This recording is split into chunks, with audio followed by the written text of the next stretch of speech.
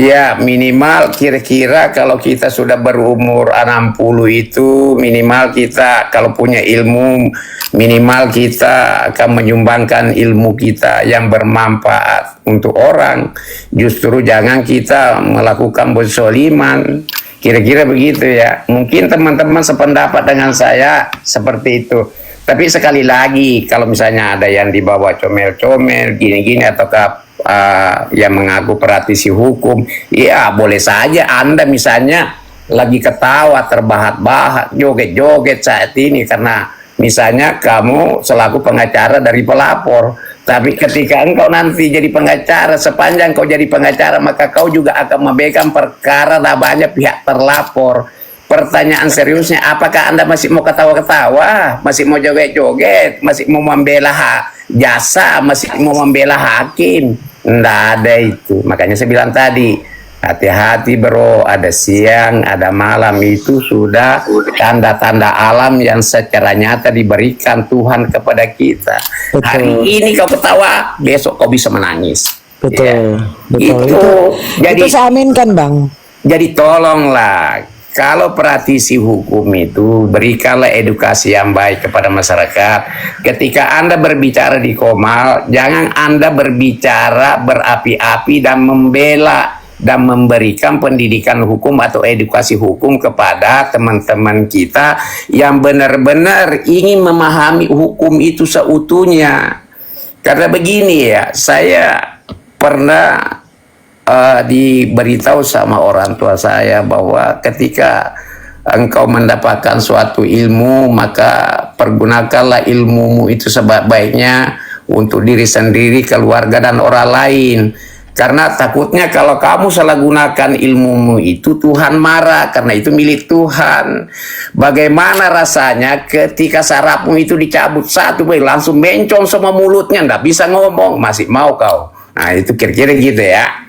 Makanya kalau kita selalu berbuat baik maka yakinlah bahwa kebaikan itu akan kembali kepada kita.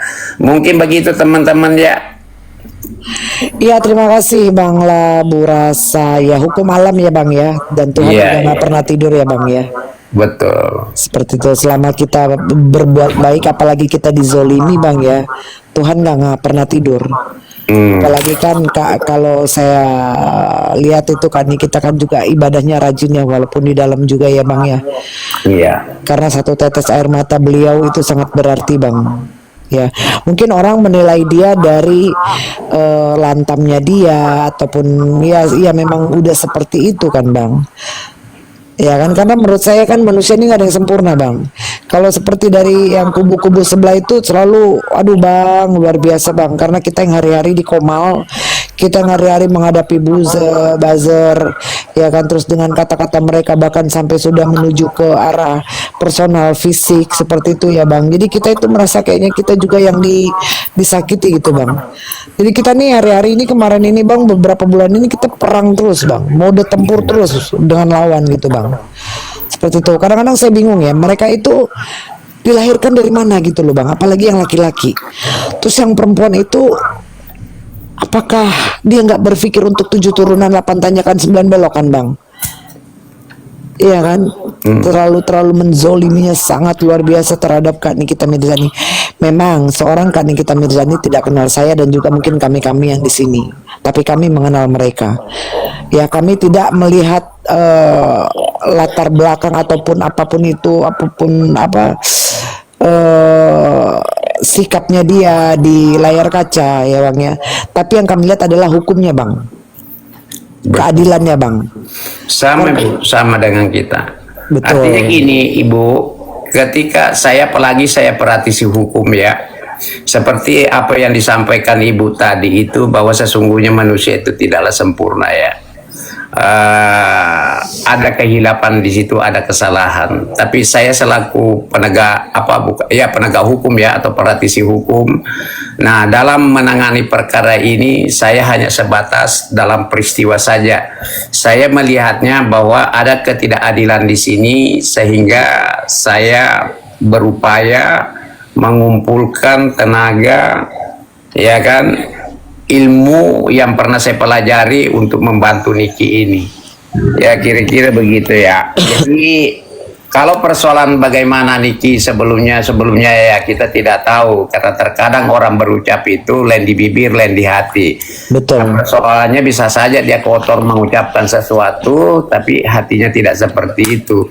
Sehingga Betul. kita tidak boleh selalu menjas orang itu hanya karena agesinya saja ya. Betul. Tapi kita bisa melihat apa yang telah diperbuatnya ya kira-kira gitu ya. Tapi sekali lagi bahwa saya tidak akan pernah melihat ke belakang bahwa apa yang pernah dilakukan oleh Niki ya. Tapi saya selaku penegak hukum atau praktisi hukum dan kebetulan saya diminta, bukan saya minta untuk membantu Niki ini sehingga saya masuk dan melakukan analisis yuridis terkait perkara ini dan bersama dengan tim di kantor kami menemukan bahwa ada proses hukum yang keliru ini sehingga asas keadilan itu tidak terpenuhi sehingga tergeraklah hati kami sampai hari ini ya untuk membantu Niki. Kira-kira begitu Bapak Ibu ya. Oke, terima kasih Bang Labursa. Bila mana memang masih ada waktunya ya kami harapkan ya saya menjemput dulu ini ada Bang Kanggo, ada Bang Airstriker, ada Bang Noviral ya. Selamat datang dan juga ada Bang Zaki nih yang udah 2 kali naik dan turun ya. Begitu. Saya mau menjemput dulu Bang Kanggo. Silakan Bang Kanggo, mungkin ada sesuatu yang ingin ditanyakan ataupun disampaikan. Kebetulan di sini telah hadir Bang Labursa dan juga ada Bang Zaki juga dan ada rekan-rekan yang lain. Silakan Bang Kanggo. Assalamualaikum, selamat malam Bang Kanggo.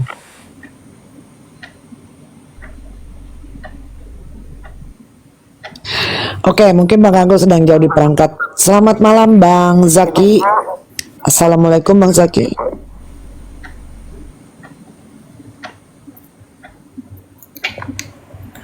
Oke, mungkin lagi pada jauh dari perangkat ya. Bang Striker, selamat malam Bang. Assalamualaikum Bang. Waalaikumsalam, malam-malam berkati. Ya, 2 orang mental ya, mungkin jaringan ya, atau mungkin jaringannya menggunakan BPJS kali. Oke, ada Bang Noviral ya. Oh ya, sebelumnya sebentar, Bang Striker mungkin ada yang mau ditanyakan Bang. Ya boleh saya ini Bang, ingin silakan. tanya sama abangku Bang Andi. Bang itu yang ditetapkan menggunakan pasal 27B ayat 2, 45 ayat 10 ya Bang ya. Itu Ya. maksudnya gimana sih Bang? Iya, itu sebenarnya begini Bang Stiker. Tadi sudah dibahas panjang lebar ya di sini. Tapi tidak apa-apa, saya akan menyampaikan kembali Bang.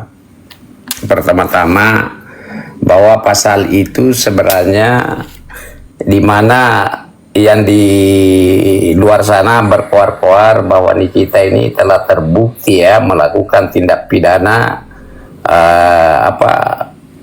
pemerasan ya. Tapi kan faktanya kan tidak begitu ya. Nah, di dalam kasusnya kita ini tidak ada pemerasan. Tidak ada pemerasan, hanya diduga melakukan pengancaman karena pasal itu tidak ada unsurnya pemerasan ya. Pemerasannya itu adanya di ayat 1. Ya, adanya di ayat 1 ya, 2B ayat 1 itu bisa dibuka itu adalah pemerasan. Nah, ini kan yang diputus diduga kita ini bersalah di pasal 2B ayat 2 di situ ancaman ya. Kemudian dia mempergunakan alat alat membuka rahasia ya, seperti itu. Nah, sementara kalau dihubungkan dengan fakta persidangan itu tidak sama sekali tidak ditemukan rahasia. Bahkan di dalam putusannya ini dengan pasal itu dikatakan bahwa kita telah terbukti bersalah melanggar pasal 12B ayat 2 ya, di mana kita ini dituduh ya atau dinyatakan bersalah melakukan pengancaman untuk membuka rahasia. Tapi di situ rahasia seharusnya majelis hakim ini kalau mau objektif dalam putusannya dia harus mengurai rahasia apa yang dimaksud ini, ya kan? Nah, kenapa tidak diurai ini? Saya berpikir begini, saya berasumsi ya. Saya berasumsi, saya menduga atau saya melakukan praduga bahwa hakim ini ketika dia menyatakan bahwa itu adalah skincare yang palsu, yang dianggap rahasia, maka secara jelas dan nyata bahwa ini RG telah benar-benar memiliki skincare yang ilegal, ya, atau palsu. Nah, kalau misalnya itu terurai di dalam putusan, maka sudah jelas bahwa ini putusan pengadilan mengatakan bahwa skincare-nya RG ini adalah palsu, tapi ini tidak diurai. Nah, sehingga saya berasumsi bahwa hakim ini diduga keras melindungi ini RG, karena itu kalau dibuka maka secara nyata dan terang bahwa benar RG ini juga melakukan tindak pidana. Kalau dia melakukan tindak pidana, kenapa dia juga tidak dijadikan juga tersangka gitu loh, terdakwa bahkan diputus bersalah seperti itu. Pertanyaan seriusnya, kenapa ini dilindungi? Kenapa tidak diurai di dalam putusan itu? Bahwa rahasia inilah yang dimaksud, namanya membuka rahasia macam-macam. Mungkin orang itu ada videonya pada saat dia mencuri, ketika dibuka ke publik dia akan malu, ya kan, dia akan terserang kehormatannya. Ataukah ada skincare-nya yang palsu, ketika ini dibuka dia akan mengalami kerugian, dia akan tercemar juga nama baiknya. Itu kan tidak diurai. Jadi saya berasumsi bahwa ini juga putusan ini ada beberapa melabrak aturan, sehingga itulah menjadi dasar bahwa Nikita akan melakukan upaya hukum banding. Dan ada beberapa tadi waktu kami ketemu Nikita, ada beberapa, cuma memang kita tidak mau ungkap di sini ya, bahwa ada beberapa alasan-alasan sehingga Nikita ini sepakat dengan kita, setelah kita memberikan advis, sepakat dengan kita untuk melakukan upaya hukum banding. Begitu Bang Istiqar.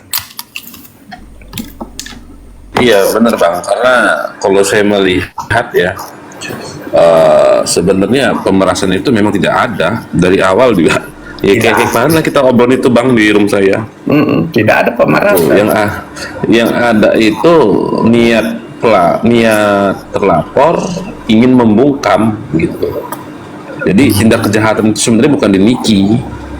Iya betul. Nah, bagaimana caranya supaya Niki mau terima? Niki kan nggak mau tuh terima uang yang begitu. Akhirnya dibuatlah dengan cara endorse review produk, ya kan, kerjasama.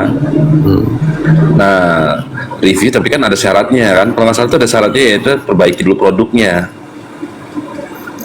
Bener nggak Bang lah? Betul itu.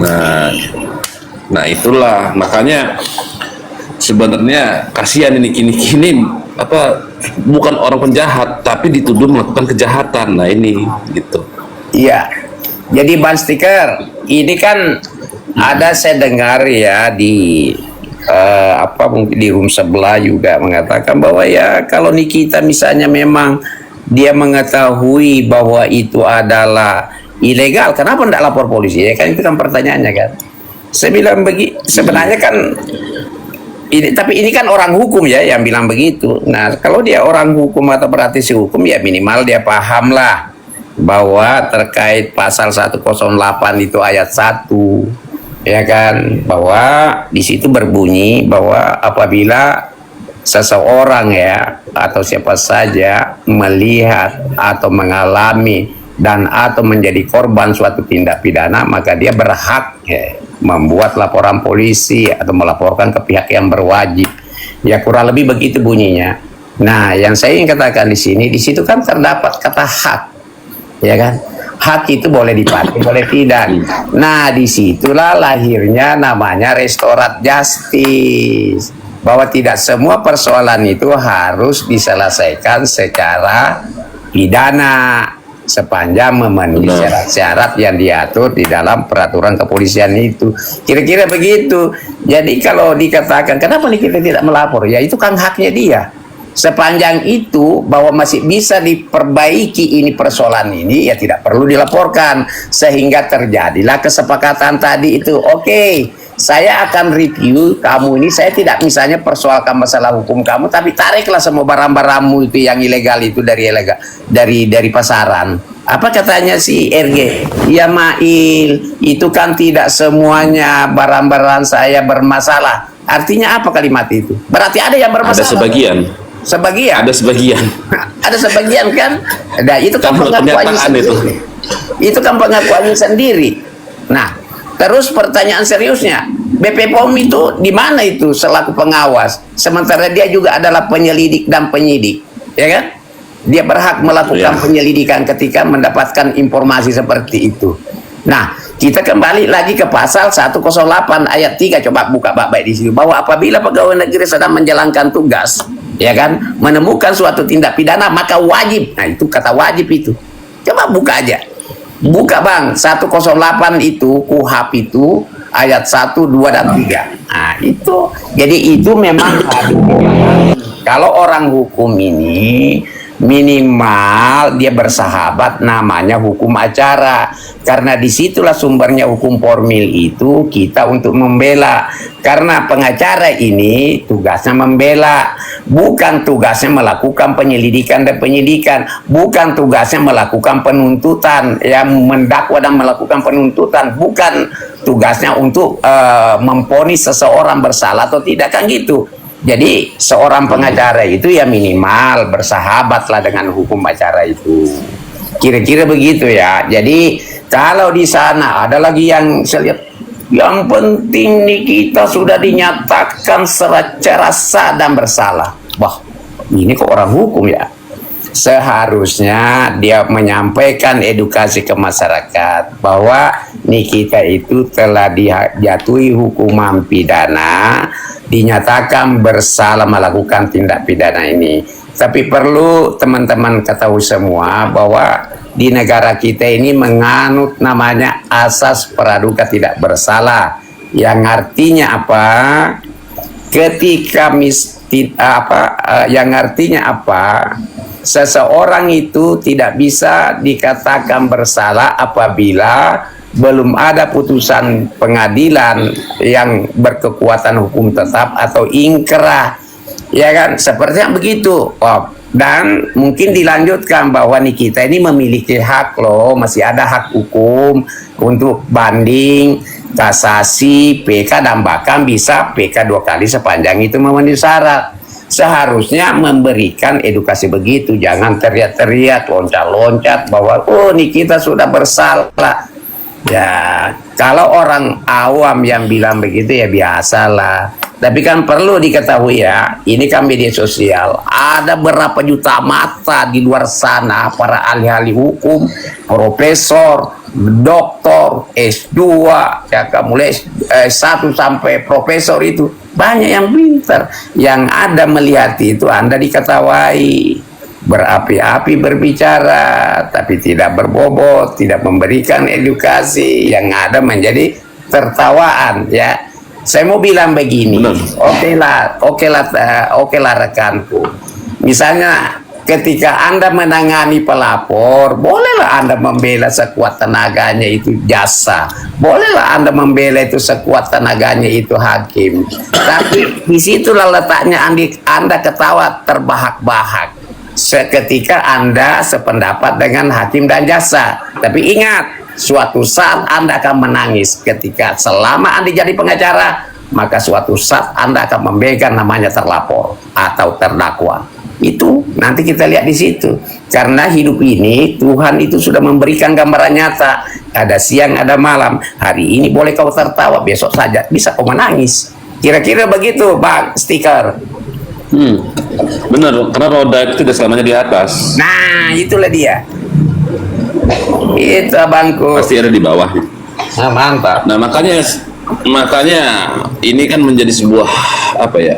Daya tarik untuk dari masyarakat tersendiri ya. Apalagi masyarakat saat ini kan sudah mulai banyak krisis kepercayaan sebenarnya dengan negara kita sendiri gitu kan. Nah, dengan adanya ini ya nambah krisis, seharusnya seperti KY, habis itu jam Intel ya.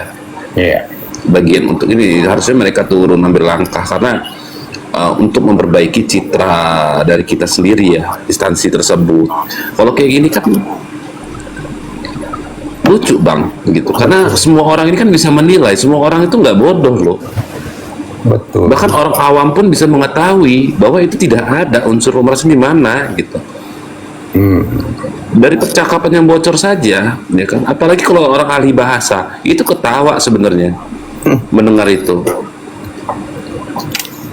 Karena nggak ada gitu, apa yang mereka sangkakan, apa yang mereka gunakan dengan pasal itu nggak sesuai. Makanya dari awal pas dulu ya pertama kali itu bang ya, saya sampai taruhan sama si Raffi itu, karena saya yakin pas Niki ditetapkan sebagai tersangka, saya yakin dia bebas karena waktu itu kan menggunakan pasal 368 kan.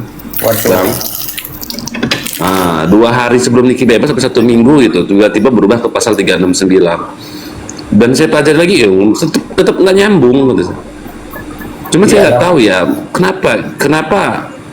kenapa diperpanjang begitu terus. Jadi Mas Tikar begini, Mas Tikar. Ini aku mau sampaikan begini. Hakim itu kan tidak serta-merta langsung ditempatkan sebagai hakim kan. Pasti melalui pendidikan dan lain sebagainya. Artinya saya bilang begini, bahwa hakim itu adalah orang yang pintar ya. Tidak mungkin dia tidak tahu itu, bahwa apakah unsur pasal ini terpenuhi atau tidak. Ya tidak mungkin itu. Itu sebenarnya pelajaran S1 ya, unsur-unsur pasal itu. Itu tidak mungkin dia ketahui. Dan kedua, tidak mungkin dia tidak mengetahui yang mana, apa perbedaan barang bukti dan alat bukti. Apa perbedaan alat bukti yang sah dan alat bukti yang tidak sah. Terus bagaimana rekaman dijadikan alat bukti di pengadilan? Rekaman itu diperoleh secara tidak sah, ya kan? Sah, benar. Sementara itu dipergunakan untuk melakukan mendakwa dan menuntut, dan bahkan itu juga dipergunakan untuk memutus. Makanya kemarin saya tantang itu di Komal itu, saya bilang saya ini adalah pengacara miskin, saya bilang. Tapi ketika Anda menemukan 2 alat bukti yang menjelaskan bahwa benar-benar nih kita telah melakukan tindak pidana sesuai dengan pasal yang dituduhkannya, maka jam 1 kau datang ke kantor saya kasih kamu uang 15 juta. Nah, bahkan itu saya naikkan lagi menjadi 30 juta. Ya. Nah, karena saya yakin bahwa di dalam perkara ini tidak ditemukan minimal 2 alat bukti sebagaimana dimaksud di dalam pasal 183 itu, bahwa hakim itu tidak boleh menjatuhkan pidana ya kepada seseorang tanpa minimal 2 alat bukti yang sah tambah 1 keyakinan hakim. Artinya apa itu pasal itu? Hakim ini dalam memutus perkara itu ada 2 asas yang harus dipegang. 1, minimal 2 alat bukti itu berarti mengacu ke asas kepastian hukum. Karena asas kepastian hukum itu adanya di dalam peraturan perundang-undangan. Ya, kedua, apa yang dimaksud dengan 1 keyakinan? Keyakinan itu berada di dalam hati nurani para penegak hukum termasuk hakim itu. Sehingga di sanalah letaknya rasa keadilan itu. Nah, kalau kita melihat putusan ini putusan ini tidak memenuhi unsur. Siapa bilang memenuhi unsur? Ayo kita diskusi ilmiah. Kemudian siapa bilang bahwa ditemukan 2 alat bukti yang sah? Ayo kita diskusi ilmiah, tunjukkan kepada saya, ya kan? Tapi kenapa putusannya kok masih dinyatakan bersalah? Nah, makanya saya teman-teman bertanya itu, Bang, kalau putusan seperti ini kira-kira benar nggak itu kata Mahfud MD bahwa hukum ini seperti toko kelontong itu? Oh iya benar, ya kan? Tapi tidak mungkin Anda bisa melihat berpindahnya itu apa. Bagaimana caranya mengetahui? Ya, lihat putusannya. Lihat peristiwanya. Lihat faktanya. Kalau tidak sesuai fakta persidangan dengan putusan, ya diduga keras bahwa ada amplop yang berpindah itu. Biasanya begitu. Ya. Itu begitu kira-kira. Ini kan praduga saya, Bang. Iya, tapi memang Prof. Mahfud juga mengatakan bahwa yang tidak ada pidananya itu bisa dipidanakan juga. Oh iya betul. Apa dipesan kali ya? Iya, ada itu di podcast. Iya gitu. Iya. Bahkan beliau juga bilang kan, kalau kalau perlu nggak usahlah berurusan dengan hukum. Kenapa? Ya kan? Hilang satu sapi, kapan berurusan? Nanti hilangnya 5 sapi. Ya itulah. Sama saya Bang, begini, saya berpesan sama teman-teman saya yang ada sama di sini. Hindari benar-benar itu perbuatan-perbuatan melawan hukum itu. Jujur saya ingin mengatakan ya, bahwa hukum di Republik ini belum bisa memberikan rasa keadilan. Dan benar kata pepatah itu bahwa hukum itu tajam ke bawah, tumpul ke atas. Realitanya begitu. Ya buktikan saja sendiri kalau tidak percaya. Oleh karena itu saya sangat berpesan, wahai teman-temanku, jagalah ya, jagalah, hindari benar-benar perbuatan itu yang kira-kira perbuatan melanggar hukum itu. Ketika misalnya ada sesuatu yang Anda alami, mungkin itu perlunya namanya ada teman kita, mungkin teman kita ada yang paham hukum atau memang orang hukum, datanglah silaturahmi ke sana, bahwa apa yang saya lakukan terkait dengan persoalan